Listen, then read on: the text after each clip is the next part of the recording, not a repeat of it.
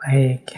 Nah, saya tambahi sekarang aspek-aspek teknisnya. Kalau tadi filosofinya sudah ya. Saya awali dari kotoran-kotoran yang bisa menutupi cermin kaca jiwa kita. Kotoran-kotoran yang bisa nempel pada zujajah. Atau dalam istilah para sufi sering disebut hijab. Hijab itu berarti penghalang. Inilah yang menghalangi jiwa kita, batin kita untuk menangkap cahayanya Tuhan. Ya kalau menangkap saja tidak bisa, bagaimana bisa memancarkannya? Yang pertama, ini yang PR berat kita ini. Ini sebenarnya levelnya paling rendah sih, tapi kita masih sering terjebak di sini, yaitu dosa dan maksiat. Kalau teman-teman tekun mengikuti kajian-kajian tentang Imam Ghazali, Imam Ghazali itu sering mengilustrasikan dosa atau maksiat itu setiap kali satu dosa, satu kemaksiatan kita lakukan, itu ibarat kita nempel satu titik gelap, satu titik kotor dalam kolbu kita. Nambah dosa lagi, nambah satu titik lagi. Nambah dosa lagi, nambah satu titik lagi. Sampai di titik ketika kolbu kita gelap sama sekali, terhijab sama sekali, maka mungkin kita sudah tidak ngerti lagi apakah kita ini sedang jauh atau sudah dekat dengan Allah. Karena cahayanya sudah tidak bisa masuk lagi dalam diri kita. Inilah yang nanti membuat ada loh orang itu ilmunya tinggi, pinter, mungkin jabatannya luar biasa di tengah masyarakat. Tapi rasanya yang keluar dari beliau, dari kata-kata, dari tindakan, mungkin dari kebijakan, kok semakin jauh dan menjauh dari Allah. Kemungkinan batinnya sedang gelap kotor oleh tumpuan-tumpuan dosa atau maksiat. Ya teman-teman tidak usah nuding siapapun di luar diri. Jangan-jangan yang harus dituding pertama itu diri kita sendiri. Ini teman-teman yang dengerin ngaji ini kan paling tidak juga banyak aktif di kajian-kajian, sering mendengarkan kajian ustadz siapa, kajian tokoh siapa. Itu harusnya referensi baik buruk kita lengkap. Referensi mana yang utama, mana yang hina itu lengkap. Tapi mengapa kok tidak jalan? Itu kemungkinan karena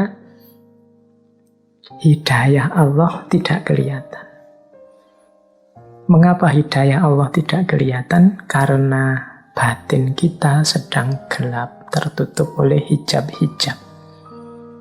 Jadi kalau ada orang berkata, semoga engkau mendapat hidayah, loh Allah itu sangat sayang pada kita, dia selalu memberikan hidayah pada siapapun yang mau. Faman sya'a falyu'min wa man sya'a falyakfur. Cuma banyak orang tidak mau. Hidayahnya sudah diberikan oleh Allah, orangnya yang tidak mau. Mengapa dia tidak mau? Batinnya gelap. Jadi dia tidak bisa memilah dan memilih. Wong yo gelap. Kenapa batinnya gelap? Ya antara lain karena banyak dosa dan kemaksiatan. Jadi yo seperti saya jelaskan tadi di awal kan, hidayah Allah itu bisa berupa Al-Quran, bisa berupa Rasulullah, bisa berupa kebenaran, bisa berupa keimanan. Harusnya ini sudah terbaca, wong barangnya konkret, ada hidayah Allah itu. Tapi kita tidak mampu mengikutinya karena batin kita tidak bisa menemukannya. Hidayah itu dalam diri kita karena batin kita gelap. Imam Ghazali kan bahkan kalau dalam Bidayatul Hidayah itu kan man yazdad ilman walam yazdad hudan. Jadi barang siapa yang ilmunya tambah tapi tidak menemukan hidayah, hidayahnya kok tidak tambah, ya berarti yang terjadi hanya dia semakin jauh dari Allah. Jadi ada orang ilmunya nambah tapi tambah jauh dia dari Allah. Mengapa? Karena dia nambah ilmu tapi tidak ketemu hidayah. Kenapa kok tidak ketemu hidayah? Ya, karena batinnya gelap. Pertama-tama ada hijab, namanya dosa atau maksiat. Yang kedua, ini lebih tinggi daripada dosa dan maksiat, keterikatan-keterikatan duniawi. Ini sering juga menjadi hijab kita, menjadi titik gelap dalam diri kita. Keterikatan duniawi itu semua hal yang sifatnya duniawi. Bahkan sampai keluarga, anak, istri, harta benda. Itu kalau membuahkan keterikatan. Keterikatan itu berarti ketidakmampuan kita untuk lepas dari hal-hal duniawi itu dan menuju Allah. Jadi karena anak, karena harta, sehingga kita lupa atau kita semakin jauh dari Allah, itu namanya keterikatan. Mungkin pekerjaan, mungkin jabatan, mungkin organisasi, mungkin lembaga, apapun. Itu kan barang-barang duniawi. Semakin banyak keterikatan-keterikatan, ya semakin batin kita gelap. Karena posisi cahayanya Allah di situ ditutupi oleh keterikatan kita. Ada orang yang galau karena harta saja, sampai lupa Allah. Mungkin beribadah, mungkin ingat Allah, mungkin ngaji, tapi semuanya orientasinya pada puncaknya ke arah harta. Atau mungkin jabatan, atau mungkin reputasi di tengah masyarakat, atau mungkin nama baik, atau mungkin popularitas. Ini keterikatan-keterikatan duniawi. Nah, ini juga bisa jadi hijab, karena dia menghalangi cahayanya Allah. Itu yang kedua. Jadi mari kita berjuang lepas dari keterikatan. Bukan berarti tidak boleh punya harta, bukan berarti tidak boleh sayang anak, sayang istri, bukan berarti tidak boleh cinta pekerjaan, serius dalam mencari nafkah, tidak. Tapi jangan melahirkan keterikatan.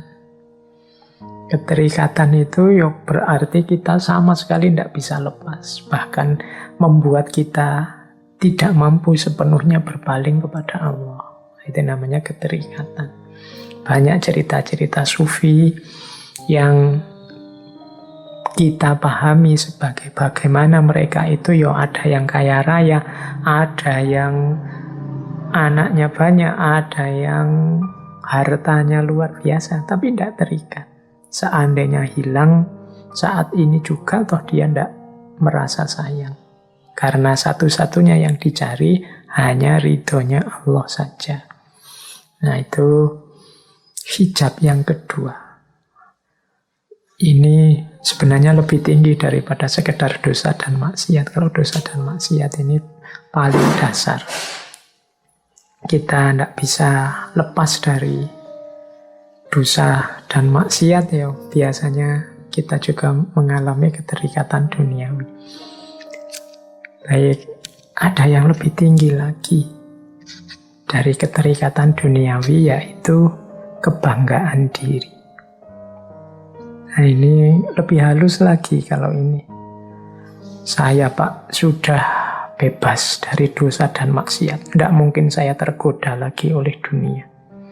Dunia sudah saya kalahkan. Saya tidak terikat lagi oleh nikmat duniawi apapun jenisnya. Saya sudah mati-matian berjuang dan saya sukses. Betapa saya ini bangga dengan diriku karena mampu dan kuat melawan godaan dunia.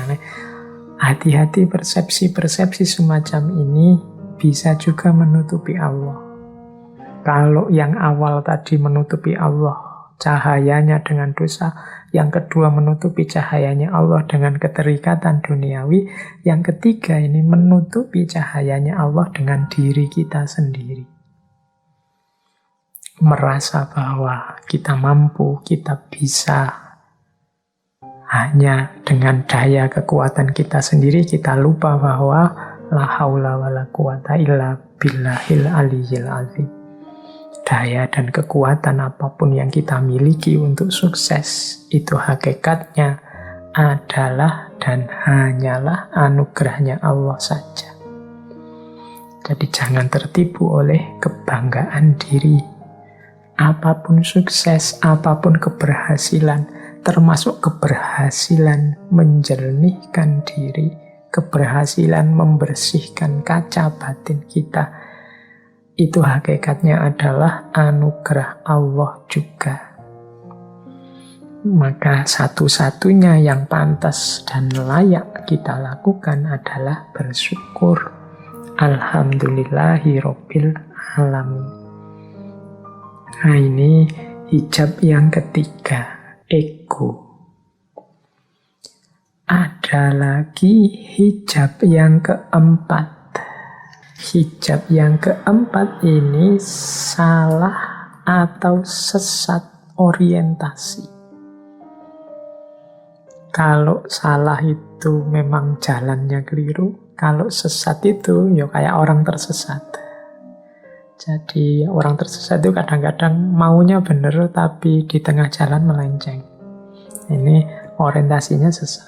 Bukan sesat kufur atau sesat yang sering kita bikin makian ke orang dasar sesat. Tidak begitu. Tidak sedalam itu. Tapi sesat salah orientasi itu mungkin kita benar di atas semuanya. Tidak ada lagi yang mengotori kita dari dosa, maksiat, keterikatan, kebanggaan diri. Sehingga kita mulia di hadapan Allah, kita menempuh jalan yang lurus. Tapi ada kalanya Allah menguji kita dengan beberapa kenikmatan atau kesulitan. Sehingga tidak sadar kita sesat orientasinya. Arahnya tidak Allah lagi. Nah, ini juga jadi hijab. Ya, saya contohkan begini. Misalnya, amal baik, sedekah. Kita tekun bersedekah, membantu fakir miskin, membantu orang yang ikhlas, sama sekali tidak ada pamrih apapun. Akhirnya oleh Allah, rezeki kita dilipat gandakan seperti janjinya. Kita tambah kaya, tambah kaya. Nah, begitu sadar bahwa wah, Allah ini melipat gandakan hartaku karena aku rajin sedekah dengan ikhlas. Enaknya sedekahku tak tambah lagi biar Allah lebih melipat gandakan lagi. Oh, ini yang dalam bahasa saya sesat orientasi. Awalnya benar sedekah dengan ikhlas. Tapi begitu oleh Allah diuji dengan kelimpahan rezeki yang lebih banyak, akhirnya sesat orientasi. Sekarang dia fokusnya gimana caranya rezekinya lebih banyak lagi. Biar Allah semakin menambah lagi. Sekarang fokusnya ke hartanya, bukan lagi ke Allahnya. Nah, ini sesat orientasi. Mungkin kita beribadah, apalah tahajud, puasa, Senin Kemis, duha, pokoknya amal ibadah kita luar biasa. Sehingga oleh Allah kemudian kita diuji dengan karomah-karomah kecil. Misalnya ucapan kita loh kok mandi, basa Jawane mandi. Ucapan kita kok ampuh ya. Kita ngomong apa gitu terus kok kejadian bener. Kita meramal apa beneran begitu. Kita lihat orang itu kita seperti bisa membaca dosa-dosa yang dia lakukan misalnya begitu.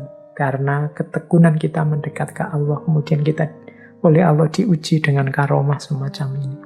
Itu kalau tidak hati-hati, karomah-karomah ini kemudian melahirkan tadi kebanggaan diri atau sesat orientasi. Sesat orientasi itu akhirnya fokus kita pada karomah-karomah ini. Oh, berarti kalau aku semakin dekat dengan Allah, ibadahku tak tambah, semakin banyak ibadahnya, kesaktianku mungkin tambah dalam. Aku semakin bisa membaca masa depannya orang. Aku semakin bisa meramal apa yang akan terjadi. Orang yang menyalahiku akan takluk dengan sendirinya, jatuh dengan sendirinya. Nah, sekarang orientasinya ke sini. karomah-karomah, kekelebihan-kelebihan yang padahal itu hakikatnya ujian dari Allah. Ini juga mengotori kaca batin kita, meskipun di level yang lebih tinggi. Ini yang dalam bahasa saya sesat orientasi. Hati-hati, apakah itu dosa, kemaksiatan, keterikatan duniawi, atau ego, kebanggaan diri. Ini kan mudah dideteksi karena negatif. Tapi kadang-kadang yang positif-positif juga membuat kita sesat orientasi. Kita lupa bahwa arah kita adalah rahmatan lil alamin dan ilaihi roji'un. Menyebarkan cahaya ke sekeliling kita dan kembali kepada Allah. Jadi berarti jalan kita yang sejati adalah jalan kembali pada Allah. Tidak yang aneh-aneh dan macam-macam, termasuk yang duniawi, yang sakti-sakti, yang dahsyat-dahsyat. Jadi ndak itu. Itu semua kalau ndak hati-hati akan menjadi hijab.